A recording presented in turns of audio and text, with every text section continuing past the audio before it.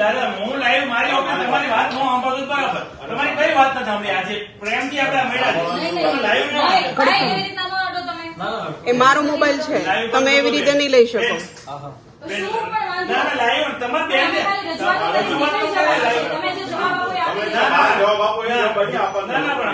કોઈ બી વાત મેં ન કરી તમારે કોઈ બી કામ હોય તો હું ઉભો રહ્યો છું લાઈવ ટાઈમ હું વાત છે તમારી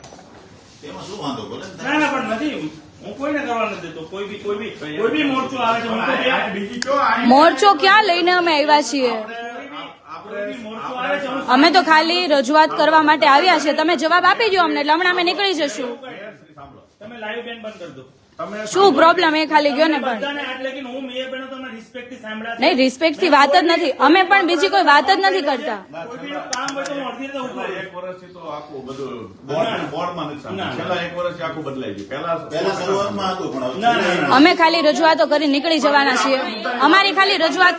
અમે રજૂઆત કરી નીકળી જવાના છીએ અમે રજૂઆત કરી નીકળી જવાના છીએ એમાં રિસ્પેક્ટ નું નહીં એવું નથી મારી વાત